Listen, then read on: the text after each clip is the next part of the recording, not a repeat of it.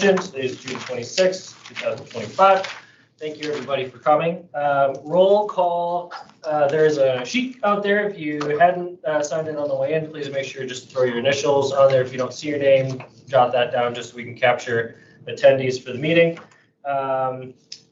Let's see. My name is Tyler Bishop, by the way, for those of you that don't know me, see some familiar faces. I'm with the Minnesota Department of Human Rights. I'm one of the co-chairs for this committee. Ashanti, who I believe will probably maybe be here at some point, is the other co-chair. And if not, John is here as well. So roll call. Yep, the sheet out there. Please make sure you sign into that.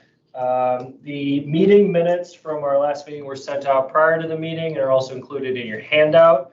We'll start by asking if there are any comments, edits, additional items that anyone had or wanted noted on prior meetings minutes. Tyler, we got a couple of new faces. Are we sure. Able to do yeah, that's a good idea. Okay, yeah. Before we pause, back up. Before we do the minutes, I got some new folks, so maybe let's just go around the room and introduce ourselves. Words are hard today. Ourselves again, Tyler Bishop, Minnesota Department of Human Rights. Hi, I'm Diane Anastas. I'm the outreach coordinator in the Green Line Extension. I focus on Hopkins and St. Louis Park. I'm Mike Tony with Aldridge and Parsons Joint Venture. And I'm the TV compliance manager. Dan McConnell with the Building Trades. I'm Hunter Enga, project engineer for the Hopkins Rail Line project. Michelle Nelson, Assistant Director of Construction for Change Control and Facilities. Nick Dial, Green Line Extension Deputy Project Director. Brian B., Lynn Crossing Joint Venture Project Lead. Isabel, I'm an intern with John and Julian in the Met Council, small business intern, light transit unit, Office of Equity and Equality. Well, we have the same exact roles. Absolutely. I'm Julia Guillermo, small business specialist, working on the Green Line and Blue Line extension. John Tao, Senior Small Business Specialist on the Green Line, Blue Line. So Rick Mardigan, Building Strong Communities. Did you follow the home parking lot? Okay, thank you. Resuming meeting minutes. If there are any edits, additions, comments pertaining to the last meeting minutes, and bring them up now. Or if you notice something throughout and want to make any changes or comments, feel free to send an email to either myself or Ashanti, and we can make sure that those get captured in the meeting minutes as well. So I'll pause briefly to see if anyone has any immediate comments, questions, and edits.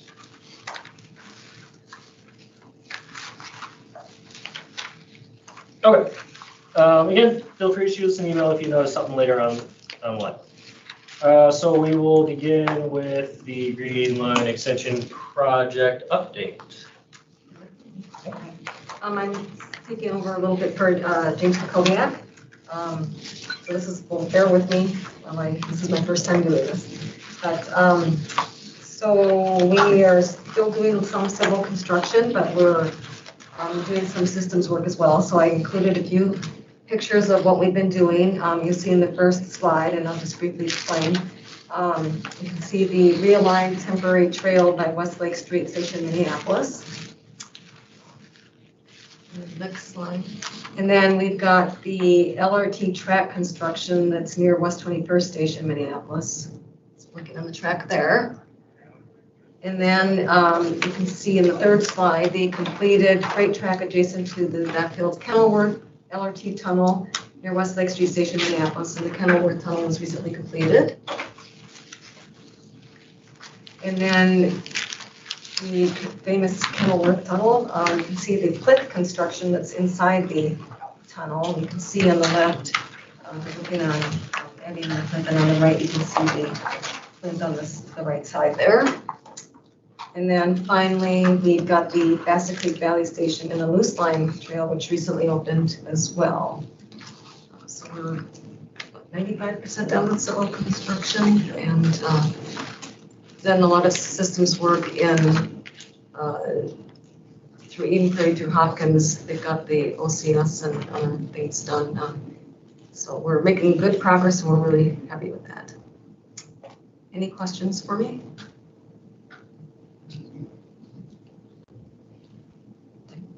If you wanted to add anything? No, you're good. Okay, Thank you. thanks. So then next we can move to the consent business and the DVE achievements. All right, thank you, everybody. So John Tao here, slide number 10, and just update for the construction contracts. We've been working with the civil contractor to review the bill to date and account for some of the settlement dollars and making sure that we are fixing that and excluding that. So that's one of the things that we're working on, and then we hope to have an update on that one in the next couple of months here, but currently this is where we stand for achievement. And then for the systems, you can see the annotation. We worked with them and was able to exclude that from their bill to date. So that's moving forward. And then the Shaw Lundquist contract, that one is still progressing forward. It's under the goal, but at this stage of construction, this is where we are expected to be. So those are the DBE numbers. If there are any questions, I can take them. Otherwise, I will yield back to the co-chairs. Questions for John? Okay. Then we can move to non-consent civil updates. Ryan? Yes. Right. Yeah, I think this is pretty short and sweet this week. Those are the current DVEs on site. Kind of winding down here. We're probably hopefully done in the November timeframe, so we've got a few on board yet, but those are the main ones. If you can go next slide there. Then we're slated to wrap the majority of construction up there in November, and then hoping to just have some punch list items in the spring, if nothing else. Hopefully it's just paperwork tying out the contract, right? So that's about it. Let's see, on to, we've got our project workforce participation there. Total to dates on the top there, 19 and 6%. Obviously, month of May, current, we don't have the workforce we had in the major years of the contract, but still holding a fair amount there. And then just summarizing there, you got, we are on the final leg here again, and most of our contract work is projected to be done by November. And of course, our workforce and outreach efforts will continue more on the education retention, trying to help our contractors on other jobs as we're not hiring currently. That's about it.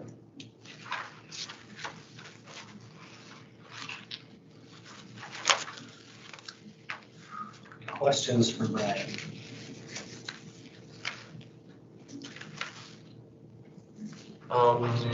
For the summary, is that going to be an official document that's going to be shared with the committee here, or?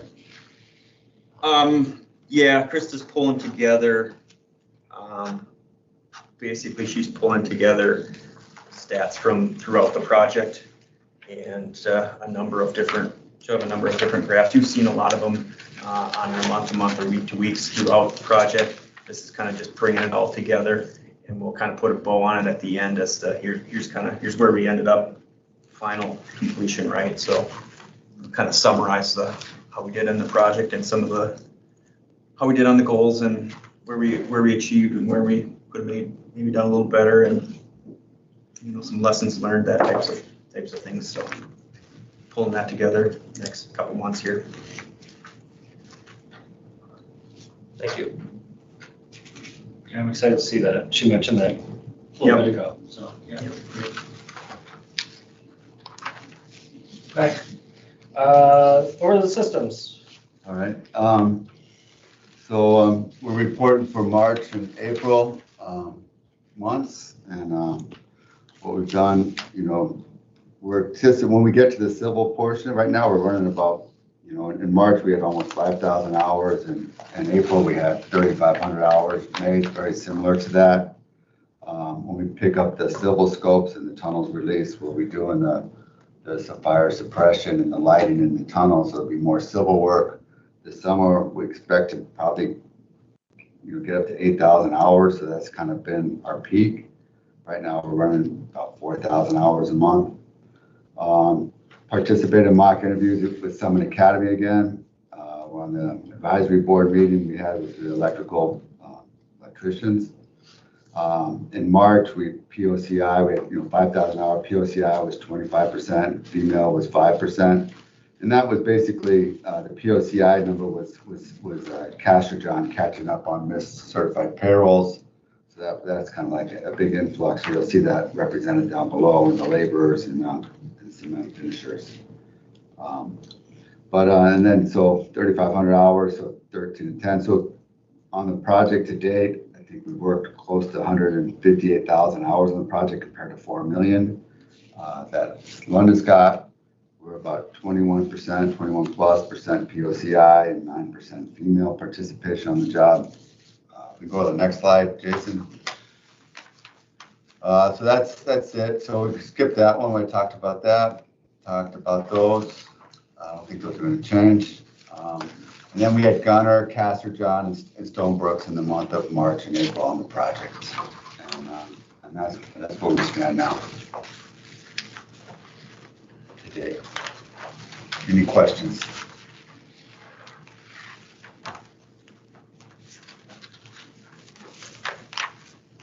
All right, so Shaw Lundquist update.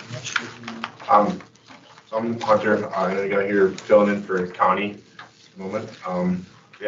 DB commitment report for the Hopkins Light Rail. Currently, for this project, all of our DB commitments are AW painting, waterproofing by experts, Gunner Electric, Enterprise, DBA Windsor Companies, PWS Incorporated, and M360, who is the distributor for Flynn West. So move on. So project timeline, currently on site, Gunner Electric is on site. They've been on site since May 28th and are going to continue to be on site as they are working on the underground that we have going on. M360, they are the suppliers for Flynn Midwest, so they should be arriving on site in August when we have the building to get delivered to us. PWS is also on site currently. They are working on the utility and undergrounds. And then AW painting, they will be coming on site later in the year once we get the painting going on the interiors of the building. And then we have a tentative steel delivery date for August 22nd, 2025. So if you move on. Hunter, I had a question. Yep. So for M360, that's the end of this month?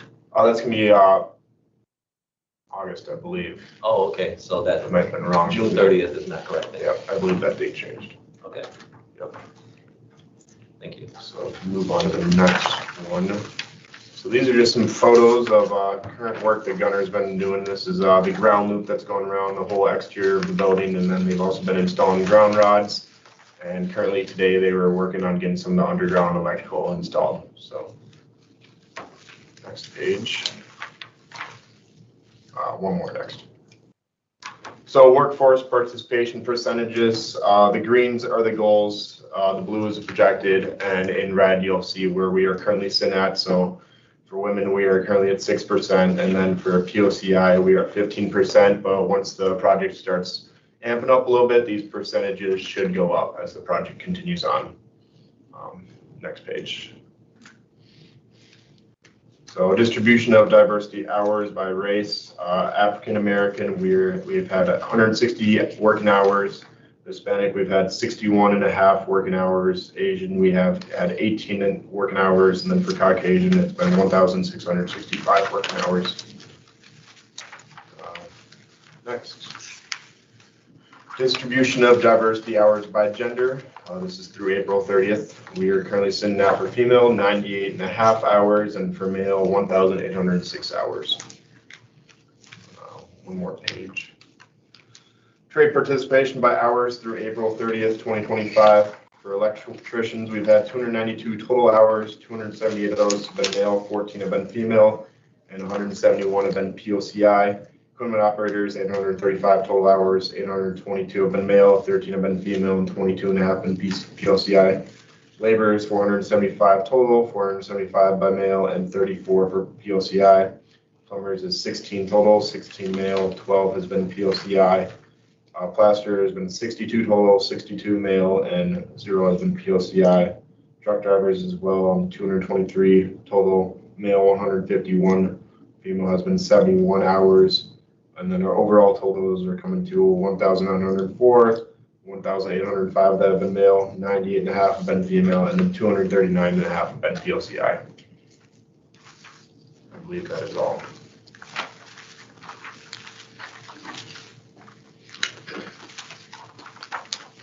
Any questions? Hunter, I'm wondering if does Shaw Lundquist plan to hire any folks over the summer, or do you know if any of your subcontractors are planning on doing any hiring? Nothing that I am sure of as of right now. Shaw Lundquist won't really do much in the way of our own self-performing work, but I could always reach out to county and see what our subcontractors' plans are in the future, just to try to get those numbers and percentages up. So I'll make note to reach out.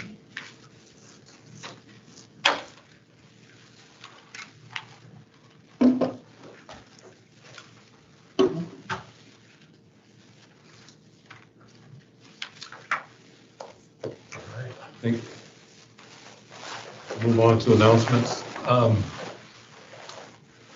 Since I arrived a little late, I don't know if we got a chance to introduce our interns. We did that already.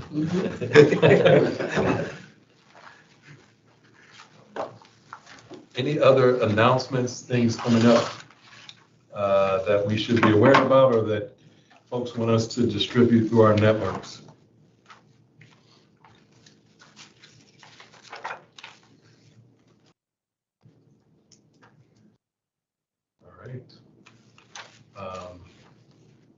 Public invitation.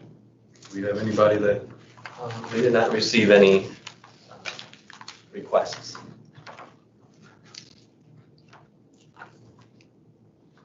I have just a couple things backing up. I just want to follow up from our last meeting. And unfortunately, it's with folks that are not here today. But Sean was going to believe that there was a resource video pertaining to tariffs on small business. He was going to send that to Barb. Do we know if that was circulated or if you ever sent anything to anybody? I believe that they did. Since that, I know that even the council has followed up and sent out some information on tariffs that Barb kind of really appreciated. She passed on that it was really helpful to her small business constituency, just in terms of how they handle it. I know some of the, just as a general, I've been in conversations with some of our other partner agencies in the region, like Hennepin County. I know they're putting out some stuff project specific relative to tariffs. So there is information out there for all contractors, regardless of size, in terms of how the council and how you should handle tariffs on projects, or pricing related and adjustments related to tariffs. There's good information available both for the council and I believe, yes, for MnDOT, they have a video. I'm also curious, Barb, if she were here, she had a concern about the increase in steel and the effect on small businesses. Is that a standing concern? Well, I mean, I don't want to speak for Brian, but most of all of our steel has been procured for the project or is in the process of procurement. I think that's same for APJV, so not really a concern. HRSF would be, or Hunter's project would probably be the one that I would be concerned the most about, but I believe you guys have executed like contract agreements with, but I don't. Okay. Yeah, that's good. I saw it on our, got brought up last, so I wanted to circle back to see how folks are feeling on it since our last has been a little bit. Sure. So.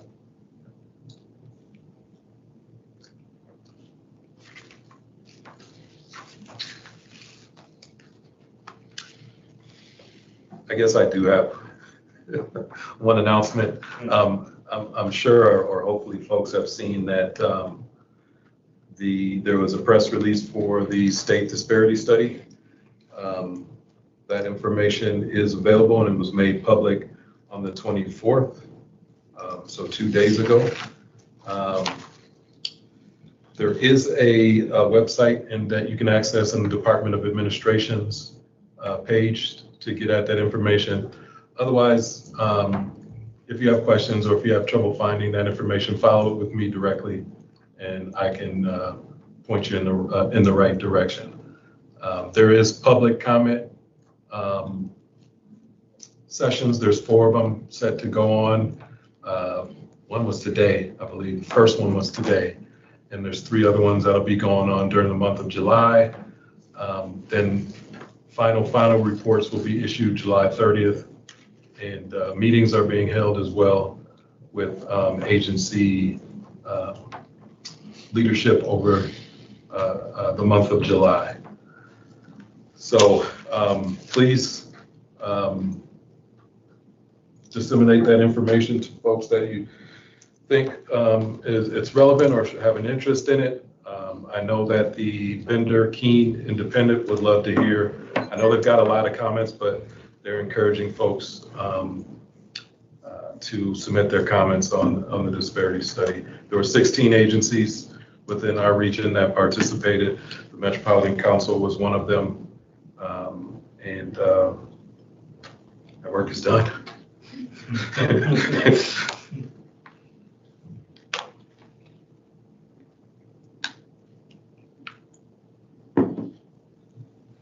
I think the last thing I would just throw out to the group is just overall kind of step back from the numbers, just get kind of a temperature check, how everyone's doing, how our crew's feeling, how's the work coming, are there any barriers, roadblocks that you're running into that could benefit from input from the collective or anything on that you're running into? You're like, this might be something to bring to the group. Just want to hold some space. That's kind of the intention of this time. So I want to make sure to hold that space if there's things that isn't necessarily on the agenda, but you've encountered over the last few months that might be good to ask questions of the group or pose, open for comment or anything. I feel like so far on the Hopkins Rail project, everything's been running pretty smoothly. I mean, coordination with the car and having the representative Sam out on site, he's a great representative and really helpful whenever it comes to any questions on site. So I'd say everything on our side is pretty good.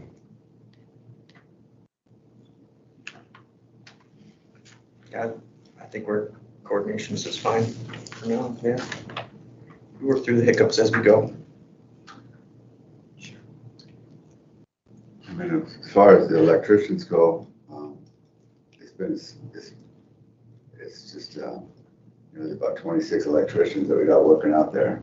9 from Aldrich, 12 from Premier, 6 or 7 from Gunner, and I don't see that changing very much. As far as the crew side, I think it's pretty much steady as goes with a very stable crew. I'm sure that Ali and a couple others will join us this summer to wrap things up. But we're going to start testing the trains in November. I think we're scheduled for over a year, right? They got to run for a long time, so the work is pretty much got to be done by November. testing and all that kind of stuff going on. So not much craft labor wise going to change from now until November. Like I said, there'll be some civil work, but it's pretty consistent. So that's where we stand. So I would just echo that. I'm gonna slightly change the date. So it's like, so we had our 100-day to LRV on track with APJV and Metro Transit earlier this week, where we're talking about, we're actually pulling our first LRV at the end of September out to start those testing, but then Just because. just to start that, the integrated testing for the project starts in July, and then we will need LRVs on track in September, and then we will be having a certain phase 1 testing that goes from Beltline station all the way to Southwest Station. And so we'll be continuously doing systems integration testing through that period. And then once that's complete, we will be doing like a minimum level of service on the alignment through operations. Not revenue service, but just like, keeping the trains and everything being exercised, while APJV then moves between Target Field and Bryn Mawr. So the goals are starting to we're starting to hit milestones as we approach 2027, which is our revenue service date currently. So yeah, just piggybacking on what Mike was talking about. It's an exciting time. This fall is going to be big. It's going to be huge for this project. Absolutely.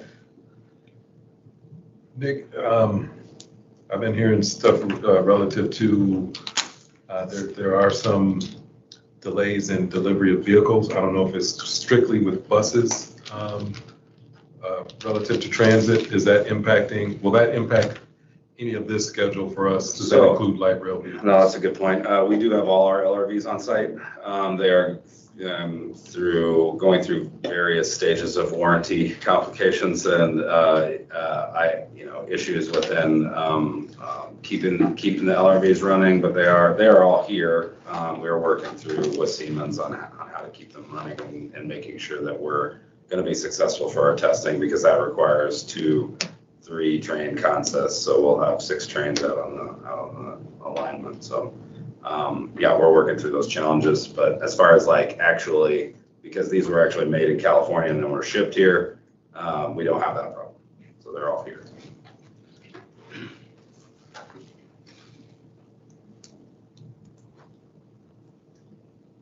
Thank you. I just want to make sure that everybody has what they need to be able to do what they need to do. If you don't, this is one of those spaces that would be a lot of people at the table that might be able to offer some assistance here inside or help bridge those barriers. You guys got a lot of work going on. Last thing you need is some flying out left field. So, okay. I'll just say this: I'm looking forward to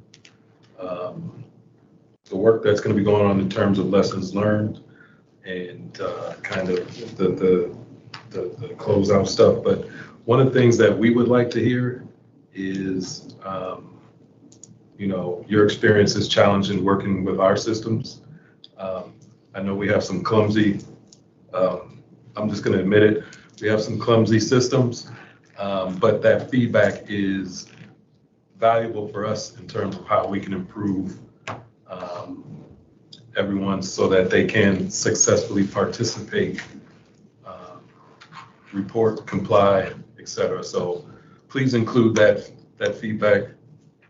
We won't take it personally, or at least I won't.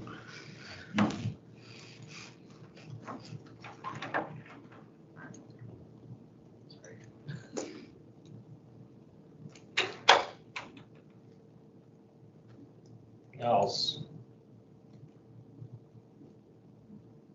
Yeah, I feel from the field side of everything, the resources that we need whenever we have questions have been really nice. I mean, anytime we have RFIs in the field, we usually get a hold of Sam and he can help us with networking and get responses as soon as possible. So, and last week we had an immediate RFI and I got responded within an hour, so it was really nice to have.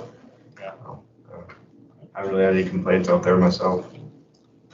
There were a lot of people on that phone call. Oh yeah, it was very, very last minute. Yeah.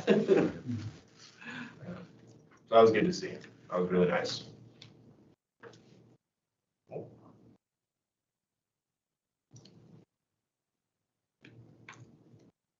All right, well, I think this might be one of our shortest meetings that we've had.